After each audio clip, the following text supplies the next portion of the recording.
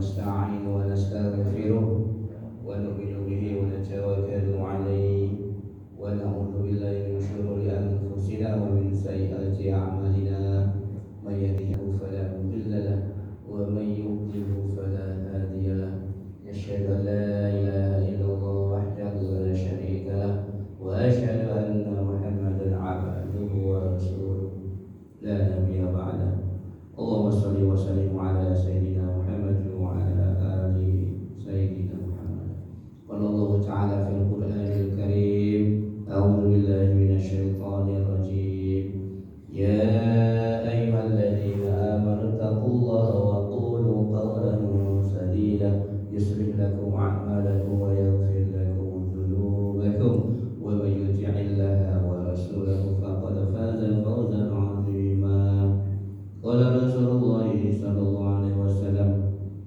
كل أمتي يدخلون الجنة إلا من أبى إلا ومن يأبى يا رسول الله من أطاعني دخل الجنة ومن عصاني فقد أبى وقال أيضا من تمسك بالسنة عند فساد أمتي فله أجر مئة شهيد. Alhamdulillah hadirin jamaah salat subuh yang dimuliakan Allah SWT.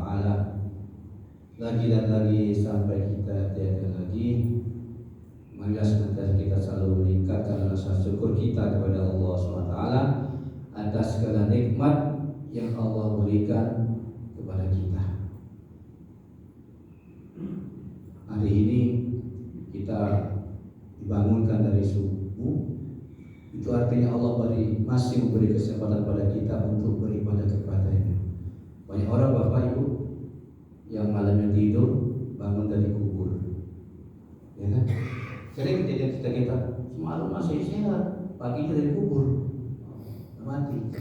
Tapi alhamdulillah hari ini Allah masih memberi kesempatan kita untuk masih beribadah kepada-Nya. Artinya jangan sia-siakan waktu yang tersisa. Jadi umur kita ini tinggal berapa ya yang tersisa itu sampai mati. Bukan umur kita 70 tahun, tapi sisa umur kita berapa itu kalau kita pikirkan. Maka kita perlu meningkatkan rasa syukur kita kepada Allah SWT atas nikmat ini, menikmat untuk masih beribadah kepada Allah.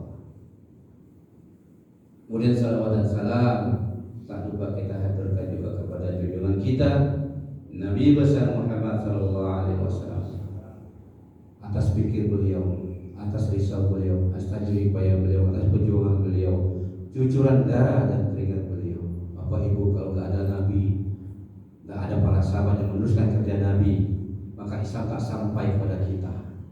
Kita masih nyembah pohon, nyembah matahari, nyembah batu-batu. Tapi ada asbab orang yang mendakwakan, yang menyampaikan agama ke tempat kita. Ini atas pikiran Nabi. Nabi itu pikirkan bagaimana umat seluruh akhir zaman ini, sampai bayi yang lahir terakhir pun dipikirkan Nabi agar selamat daripada azab api neraka. Semua masuk surga. Seperti hadis yang saya baca di awal tadi, kullu ummati yadkhuluna jannah. Seluruh umatku masuk surga. Masuk surga kan umat itu, umat Nabi Muhammad ini. Illa kecuali yang enggak mau, man apa yang enggak mau? Yang enggan enggak mau. Maka sahabat, ya Allah, siapakah yang enggak mau? Man aqwani dakhala jannah. Yang taat kepadaku masuk surga. Yang enggak taat ya enggak masuk surga. Ya gampang ya. Yang taat sama Allah Rasulnya pasti enggak masuk surga. Yang tidak taat cuma sunnah, apa dia biasa biasa gitu. Bisa ketunda. Misalnya kayak itu. Berarti dia enggak masuk surga. Iya tak? Pasti masuk surga asal taat sama Allah dan Rasulnya. Hari pagi ini dalam kesempatan ini saya ingin bermusyawarah. Saya bukan menceramai Bapak Ibu, mungkin sebanyak orang kita ada Pak Kiai dan sebagainya. Kita sama statusnya di sini, sama-sama belajar. Bisa kita musyawarah bagaimana sifat-sifat para sahabat. Karena para sahabat ini orang yang sukses yang mengamalkan agama. Contoh nyata. Sunnah dari Nabi diaplikasikan dalam kehidupan para sahabat sehari-harinya. Maka kita perlu mencontoh perbuatan para sahabat. Apa yang membuat mereka sukses? Itu yang harus kita pikirkan dan kita ikuti. Kalau kita ingin sukses, Pak, sukses berbisnis, sukses apapun, Maka kita tiru jejak orang yang sukses, bukan jejak orang yang gagal. Suatu perusahaan, direktur saya orang yang sukses misalnya, menurut kacamata mereka, maka kita boleh ikuti jejaknya. Tapi kalau ingin sukses yang sejati, sukses yang hakiki, ikuti jejak para sahabat. Karena para sahabat mengikuti jejaknya para Nabi. Kenapa mereka sukses? Nah, kita lihat dulu bagaimana kesuksesan mereka. Sekarang ini kita nggak bisa lihat orang sukses itu dari kacamata kita saja. Orang sukses itu ukuran standarnya apa? Apakah punya rumah bertingkat, punya istri mengkilat, punya mobil, punya istri memikat, punya mobil berkilat? Apakah itu ukuran kesuksesan? Jabatan tinggi dan sebagainya? Bukan. Kesuksesan itu tidak bisa dilihat di awal atau di tengah kehidupan. Boleh jadi dia orang sukses tapi hari matinya gagal. Kesuksesan itu hanya bisa dilihat di akhir kehidupannya. Itu kesuksesan yang sejati. Bila dia akhir hayatnya mampu ucapkan la ilaha illallah, sungguh dia telah berjaya, sungguh dia telah sukses. Maka kita saksikan orang-orang yang di akhir hayatnya yang sukses itu mukanya tersenyum, Pak. Sahabat itu ketika pedang mengeres menebas leher dia, aku telah berjaya, aku telah sukses. Nak mati bilang sukses. Kenapa? Karena Allah tampakkan surga di depan mata dia, sehingga mengatakan dirinya sukses. Begitu juga kalau orang-orang zaman sekarang, kalau melihat dia senyum semuanya, maka itu sukses. Mampu bisa mengucap la ilaha illallah tersenyum, itulah orang yang sukses. Tapi banyak orang yang nggak bisa mengucap ini, Pak. Saya telah survei, saya tinggal Jakarta 20 tahun di rumah sakit dekat rumah sakit Persahabatan di Rawamangun, Pak. Ada dokter tetangga saya tanya, Pak Dokter, apa namanya? Bapak tugas di mana? Emergency. Betul Pak Dokter. Tiap hari banyak orang mati, banyak, hampir setiap hari banyak orang mati di emergency, IGD ya. Saya tanya Pak Dokter, dari orang yang mati tersebut yang Islam, yang mampu ucap la ilaha illallah, banyak enggak? Mikir sebentar, ingat-ingat, kayak enggak ada. Saya juga pernah tanya petugas yang bawa ambulan, itu biasanya bawa orang sakit, ya kan, ke rumah sakit. Saya tanya, banyak orang yang mati dalam mobil belum sampai ke rumah, banyak juga. Dari mereka yang mati mampu ucap la ilaha illallah, mikir lagi, kayak enggak ada. Ini risau kita, Pak. Risau kita bagaimana nanti di akhir kita ini mampu nggak ucapan la ilaha illallah. Sekarang mungkin mampu.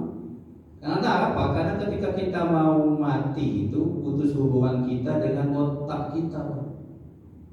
Yang akan keluar dari lisan kita adalah apa yang ada di hati kita.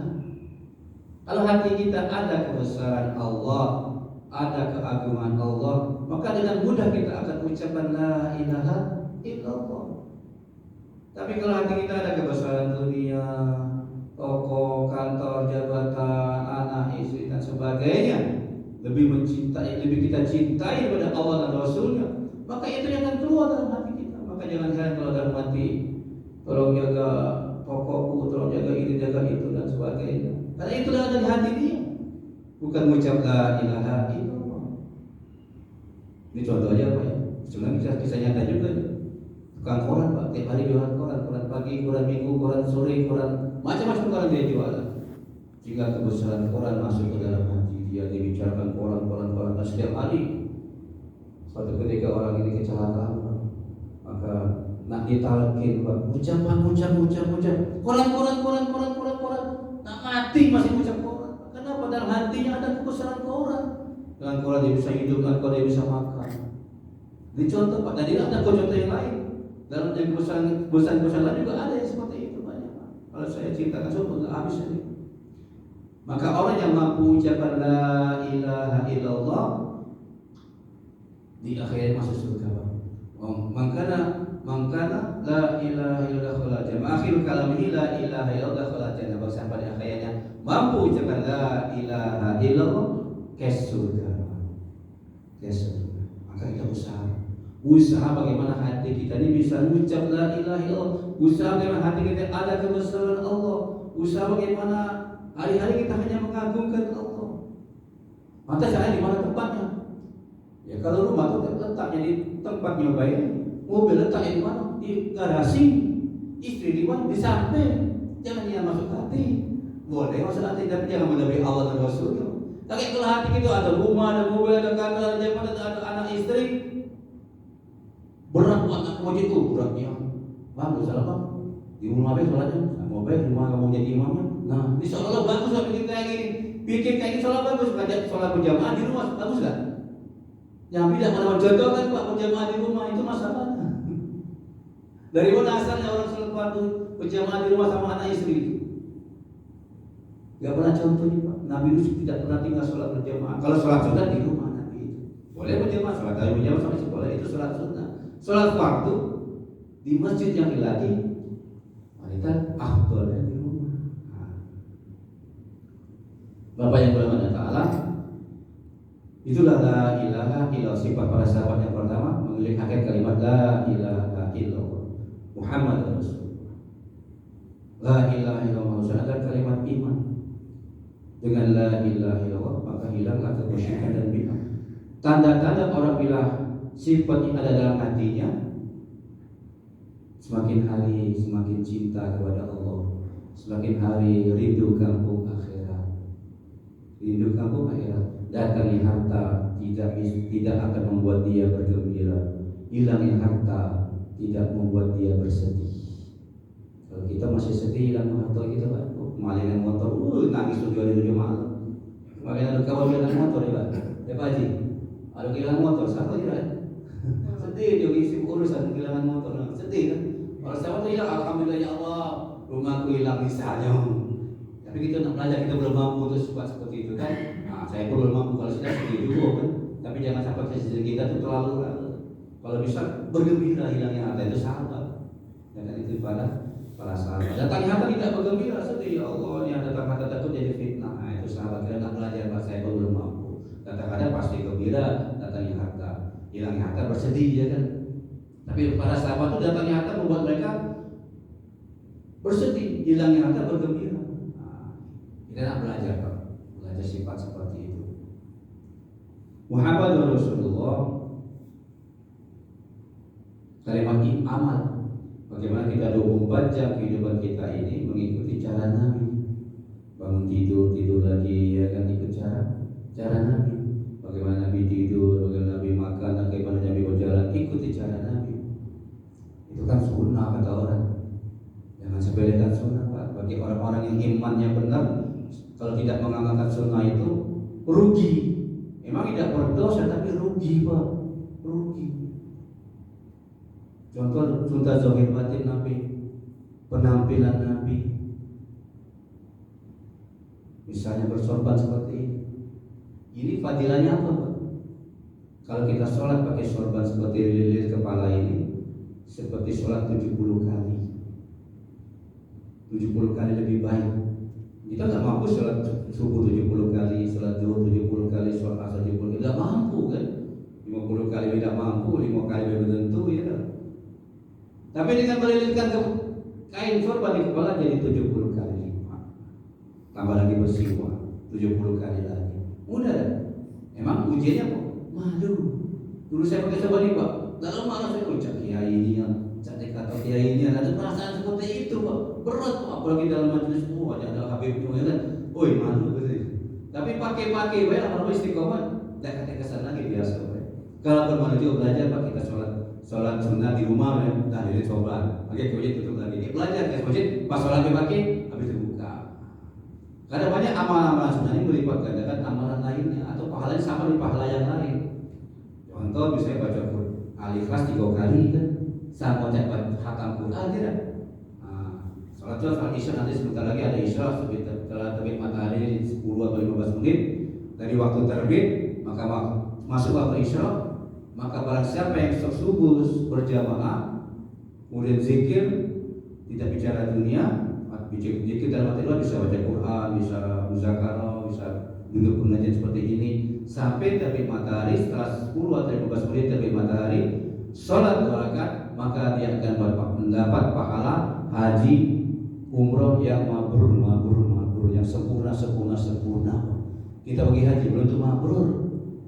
Ada rasa riya juga, bangga bahkan haji itu ya tergantung ada seseorang kan belum tentu mabrur. Susah dapat pahala haji mabrur tergantung niatnya. Kalau contohnya misalnya setelah dia pulang, kalau ada perubahan, ada akhlak yang bagus, lebih bagus, insya Allah mabrur. Tapi malah semakin jauh dari agama, belum tentu mabrur lah pamer udah haji ya. Tapi kalau kita sholat Isra ini, setiap hari kita bisa dapatkan pahala haji dan umroh. Setiap hari Pak, tidak harus menunggu haji dulu baru pahalanya. Pahalanya bisa memang hakikatnya lebih besar orang yang pergi haji atau umroh yang sebenarnya. Tapi pahalanya bisa kita dapatkan setiap hari dengan sholat Isra, udah dapat pahala haji. Dan banyak amalan lain yang bisa kita tingkatkan dengan amalan sunnah kita. Kemudian sholat, sebab saya berikan sholat khusyuk wal wudu. Dengan sholat khusyuk wal wudu ini mencegah perbuatan keji dan mungkar. Nah, kita jadikan sifat sholat ini bagaimana minimal bisa mencegah perbuatan keji dan mungkar. Inna sholata tanha 'anil fahsya'i wal munkar. Sesungguhnya sholat itu mencegah perbuatan keji dan mungkar. Jadi kalau ada orang yang berbuat maksiat anak kita misalnya macam-macam, atau kita dakwah pada satu orang yang judi, saya pernah dakwah pada orang judi mabuk, saya nggak bicarakan ini haram, ajak dia sholat, bang kita sholat yuk ke masjid,